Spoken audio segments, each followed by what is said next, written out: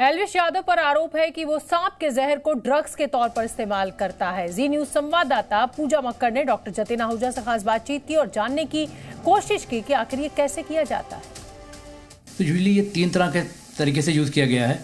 या तो directly snake bite की जाए, उसमें रिस्क ये रहता है कि समटाइम्स क्या कहते हैं, अगर डोज ज़्यादा हो गई so it can lead to death of the person also. Second cases में क्या होता है कि इसमें स्नेक वेनम को निकलवा के रखा जाता है, जिसमें अडल्ट्रेशन भी की जाती है।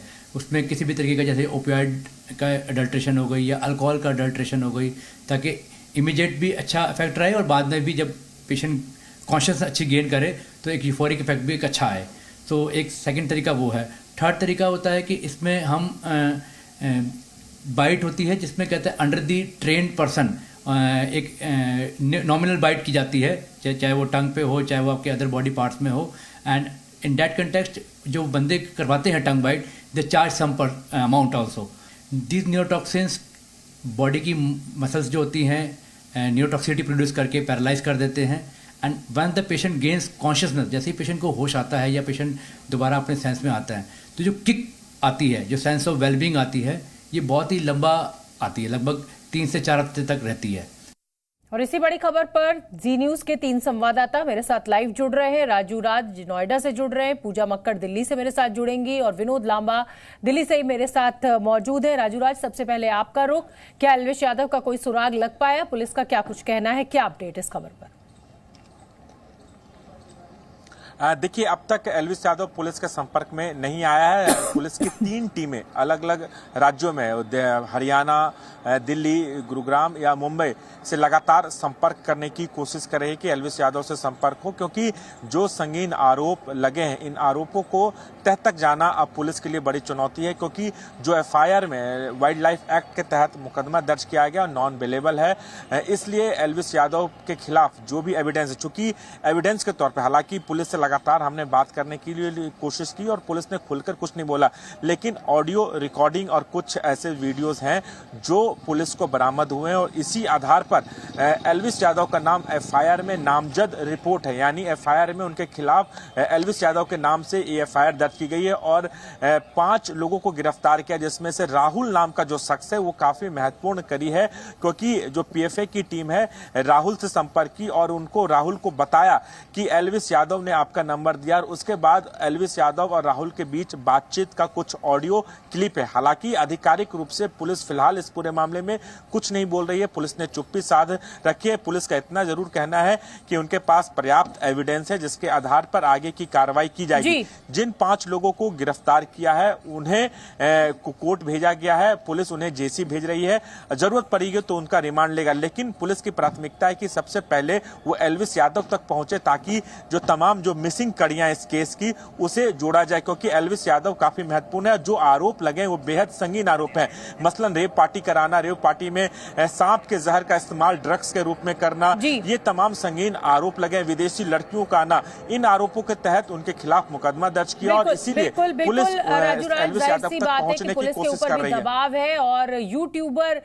लोकप्रियता पाने के लिए क्या ये सब कुछ किया गया है? और जिस तरीके से सांप के जहर का इस्तेमाल किया जा रहा है वो तो अपराध है। विनोद लांबा का मैं रुख करूंगी और उसके बाद पूजा मैं आपके पास आऊंगी। विनोद, जिस तरीके से आपने बात की एल्विश यादव से, क्या आपको लग रहा था? क्या वो आपको लगा कि वो अपराध करने के बाद सिर्फ और सिर्फ एक झूठ बोल रहा है? क्या आपने महसूस किया, क्या हुआ? देखिए, संपर्क साधने की हमने जिस तरह से शोभना कोशिश की तो संपर्क सध गया और संपर्क में जितना संभव हो सकता था, जितनी बातचीत की जा सकती थी कि डायरेक्टली क्या इन्वॉल्वमेंट है। और मैंने आपने देखा होगा उस इंटरव्यू में स्पेसिफिकली पूछा कि जिस राहुल का नाम आ रहा है उसके साथ आपका क्या कनेक्शन है। अभी जांच में पता चलेगा, जैसे सहयोगी राजू राज बता रहे हैं कि पुलिस ने पूरी कड़ी जोड़ी है कहीं ना कहीं राहुल की और जिस तरह से एल्विश यादव की। लेकिन मैंने स्पेसिफिकली पूछा था कि एफआईआर में जिन लोगों के नाम हैं जो गिरफ्तार हैं उनके साथ आपका क्या संपर्क है या क्या है। उन्होंने साफ तौर पर कम से कम उस ऑन कैमरा रिकॉर्डिंग में मना किया था।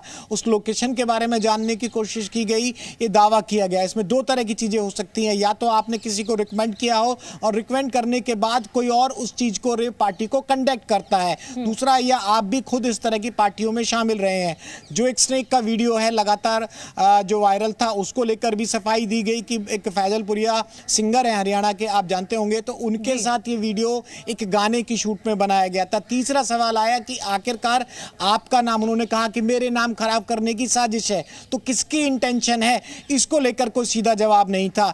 लोकेशन को लेकर जब पूछा गया, और ये एक लास्ट में बात जरूर महत्वपूर्ण थी, जब मैंने साफ तौर पर पूछा कि क्या नोएडा पुलिस अगर आपको संपर्क करेगी तो आप उसमें सहयोग करेंगे, पुलिस आपको ट्रेस डाउन करती है तो आप किस तरह से कोऑपरेट करेंगे, तो शुरुआती जो बातचीत थी उसमें तमाम तरह के आरोपों पर ना सिर्फ इनकार किया और उसके बाद तमाम वीडियोस भी आए, लेकिन सबसे पहली बातचीत हमारे साथ हुई और उसमें अपनी तरफ से सफाई देते नजर आए। शोभना, पूजा आपका मैं रुख करना चाहूंगी, और जाहिर सी बात है कि एल्विश यादव फरार हैं, वो सोशल मीडिया पर ये तो देख रहे हैं कि लोग उनको बदनाम कर रहे हैं, लेकिन वो ये नहीं देख पा रहे हैं कि पुलिस उन्हें खोज रही है।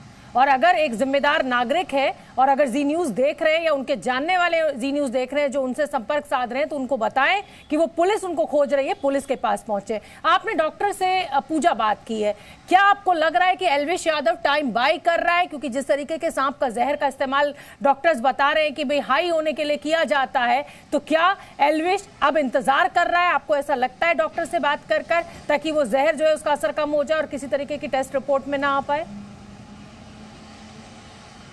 बिल्कुल शोभना, इस बात के चांसेस पूरे हैं, क्योंकि जो 9 सांप लोकेशन से पकड़े हैं पुलिस ने, वो ज़्यादातर सभी वाइल्ड लाइफ के तहत आते हैं और उनको यूज़ करना प्रतिबंधित है। आप ऐसे भी ड्रग्स के तौर पर स्नेक वेनम का यूज़ नहीं कर सकते, क्योंकि स्नेक वेनम दवाओं के लिए यूज़ होता है और बहुत कम मात्रा में मिलता है। गरीब तबके में हम देखते हैं कि जो सपेरों के पास लोग जाते हैं और खुद अपनी ज़बान पर स्नेक बाइट करवाते हैं लिमिटेड कंट्रोल मेथड में। ये एक बेहद रॉ तरीका है इस जहर के इस्तेमाल का, ताकि वो 1 हफ्ते तक या फिर 2 से 3 हफ्ते तक हाई में रहें। लेकिन अगर आपने कल परसों ही उसे यूज़ किया है तो आप कम से कम 1 हफ्ता इस बात का इंतजार ज़रूर करेंगे कि अगर कोई टेस्ट आप पर किया जाए तो वो पकड़ में ना आए। तो कम से कम 1 हफ्ता अगर ऐसा हुआ होगा तो ज़रूर वो बचने की कोशिश करेंगे। एल्विश यादव ज़रूर ये कह रहे हैं कि उन्होंने ऐसा कुछ नहीं किया और वो नोएडा पुलिस से सहयोग करने के लिए तैयार है, लेकिन मामला लगभग 24 घंटे पुराना है और अभी तक एल्विश का कुछ पता नहीं है, तो ये ज़रूर सवाल खड़े करता है। बहुत बहुत धन्यवाद पूजा, राजू और विनोद आपका इस पूरे अपडेट के लिए। नजर बना के रखिए, जैसे ही कुछ और जानकारी नई हमें मिलेगी फौरन हम अपने दर्शकों तक आपके जरिए पहुंचाएंगे। जी न्यूज़।